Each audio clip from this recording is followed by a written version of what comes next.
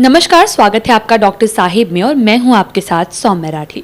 Doctor Sahib में हम दमा के मरीजों के लिए कई तरीके के वीडियोस बना चुके हैं। दमा के शुरुआती लक्षण क्या होते हैं, इलाज और पंप किस तरीके से इस्तेमाल करना चाहिए, ये तमाम चीज़ें हम आपको बता चुके हैं। लेकिन आज की इस वीडियो में हम ये समझने की कोशिश करने वाले हैं कि क्या बढ़ती गर्मी की वजह से दमा के मरीजों को ज़्यादा तकलीफ होती है या फिर तकलीफ बढ़ने का कारण गर्मियों के सीज़न में आखिरकार कुछ और है।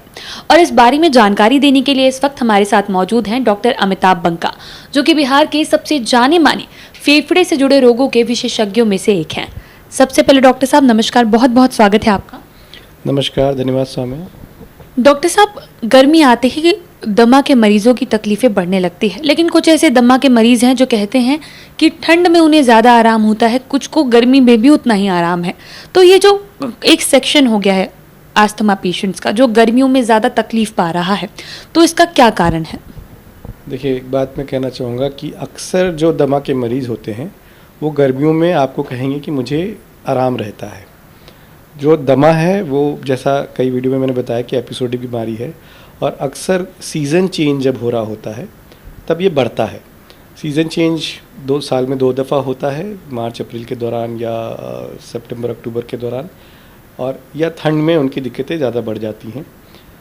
और अक्सर जो अप्रैल से जून, जुलाई, अगस्त टाइप का महीना होता है उसमें मोस्ट ऑफ द दमा के मरीज जो होते हैं उनको ज़्यादा परेशानी नहीं होती है। पर एक सेगमेंट होता है, एक सेगमेंट है जो अक्सर आके कहता है जी मुझे ठंड में तो मैं एकदम ठीक रहता हूँ बट मुझे गर्मियों में ज़्यादा दिक्कत होती है।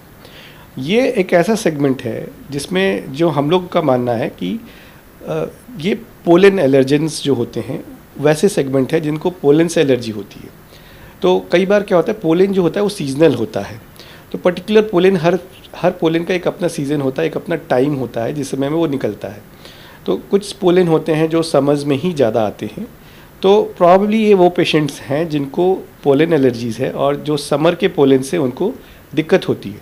तो ऐसे मरीज को अक्सर हम पाते हैं कि समर के टाइम में ज़्यादा दिक्कत होती है और वो विंटर्स में अपने आप को ज़्यादा बेटर फील करते हैं। तो ये पर्टिकुलर एक सब सेगमेंट है जो कहता है कि हमें गर्मियों में ज़्यादा दिक्कत होती है और हम ठंड में, जो अक्सर बाकी मरीजों से उल्टा होता है। जी। तो डॉक्टर साहब, पोलन की वजह से लोगों को जब तकलीफें आनी शुरू हो जाए तो ऐसे में क्या दवाइयों का डोज बढ़ जाता है या पंप जो लेते हैं, जो मेडिकेशन है, क्या बेसिकली उसके पैटर्न में कुछ बदलाव होते हैं?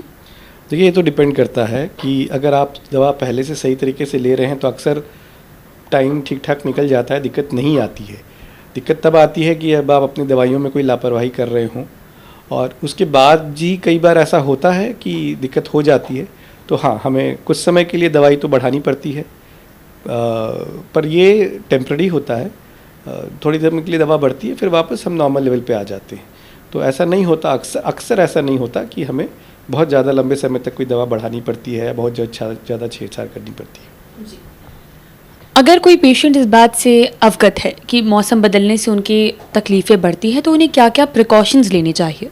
देखिए, सबसे पहले तो जो कुछ दवाइयाँ होती हैं जो हम लोग रिकमेंड करते हैं कि सीज़न चेंज पे या ठंड के पहले कई मरीजों को, जो एलर्जी वाले पेशेंट होते हैं, उनको हम कहते हैं कि आप पहले शुरू कर दो। तो वैसे इनके लिए भी है कि जब समर स्टार्ट हो उसके पहले कुछ ऐसी दवाइयाँ होती हैं जो आपके एलर्जीज़ को कम करती हैं, तो उनको आप पहले ही स्टार्ट कर दो ताकि आपको पोलन सीज़न में ज़्यादा दिक्कत ना आए। दूसरा, अगर आप समर्स में बाहर निकलते हो और आपको पता है कि आपको एलर्जी की प्रॉब्लम है तो आप मास्क का इस्तेमाल अपना बढ़ा सकते हैं समर के टाइम में, और थोड़ा अपना प्रिकॉशन ज़्यादा रख सकते हैं कि बाहर के समय बाहर ज़्यादा ना निकलें और थोड़ा अपना क्लोज्ड इन्वायरमेंट में रहें। हालांकि देखिए, पोलन हवा में रहता है तो बहुत ज़्यादा उससे बचाव कितना पॉसिबल है ये कहना बहुत मुश्किल है। जी। डॉक्टर साहब, अक्सर सारी बीमारियों में ये होता है कि कहीं ना कहीं खान पान के परहेज से इंसान अपने आप को थोड़ा ज़्यादा स्वस्थ रख सकता है। क्या दमा की बीमारी के साथ भी ऐसा कोई परहेज है खान पान में? जी, ये भी सवाल मुझसे अक्सर पूछा जाता है डॉक्टर साहब कि क्या नहीं खाना चाहिए, क्या खाना चाहिए। और अक्सर जगह जगह डॉक्टरों का होता है कि ये मत खाओ, वो मत खाओ, सारी खट्टी चीज़ें बंद हो जाती हैं, दही बंद हो जाता है, केला बंद हो जाता है, और काफ़ी सारी चीज़ें होती हैं जो अक्सर कई डॉक्टर जो है ब्लैंकेटली बंद कर देते हैं। बट मैं बिल्कुल विपरीत हूँ, मैं ऐसा नहीं करता हूँ। मैं उनसे कहता हूँ कि देखिए, जिस चीज़ से मुझे एलर्जी है ज़रूरी नहीं कि आपको भी उसी चीज़ से एलर्जी होगा। तो ये मरीज ही बता सकता है कि उसको किस चीज़ से एलर्जी है, किस चीज़ से प्रॉब्लम है। तो मैं अक्सर मरीजों को ये कहता हूँ कि आप आइडेंटिफाई करो कि मान लो जैसे आपको दिक्कत हुई, तो आप देखो कि आपको आज आपने क्या किया, दिनचर्या में ऐसा क्या किया या क्या खाया, क्या पिया। और अक्सर आपको जब दिक्कत हो रही है तो आप कोई कॉमन चीज़ आइडेंटिफाई करो। तो अगर वो खाने का कोई एक चीज़ है जो आप बार बार आइडेंटिफाई करो, तो इसका मतलब आपको उस चीज़ से एलर्जी है और वो चीज़ आपको बिल्कुल भी नहीं खाना चाहिए, वो आपको अपने खाने से बिल्कुल हटा देना चाहिए। तो वो चीज़ आप आइडेंटिफाई करो। ऐसा नहीं कि आप सब कुछ ब्लैंकेटली बंद कर दो। हाँ, कुछ बहुत कॉमन चीज़ें होती हैं, जैसे मैं अक्सर ठंडी चीज़ें तो बिल्कुल बोलता हूँ। ठंडी मतलब कोल्ड ड्रिंक, आइसक्रीम, फ्रिज का ठंडा पानी, बर्फ़ का सेवन, फ्रिज से निकली हुई चीज़ें, ये मैं अक्सर दमे के मरीज़ या जिनको बार बार सांस की दिक्कत होती है उनको ज़रूर मना करता हूँ। और साथ ही साथ ये होता है कि अपना आइडेंटिफिकेशन करो कि भाई क्या चीज़ से आपको दिक्कत ज़्यादा हो रही है। और अक्सर मरीज़ मुझे बता देते कि नहीं डॉक्टर साहब मैं ये खाता हूँ तो मुझे इससे दिक्कत होती है। तो इसका मतलब वो चीज़ नहीं खानी है आपको।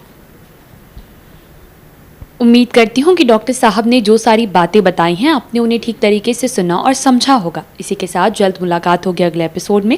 तब तक के लिए अगर वीडियो को फेसबुक पर देख रहे हैं तो पेज को लाइक करें, यूट्यूब पर देख रहे हैं तो चैनल को सब्सक्राइब करें। कमेंट सेक्शन या मेल बॉक्स के माध्यम से आप बता सकते हैं कि डॉक्टर साहब से आपके और क्या सवाल हैं। धन्यवाद।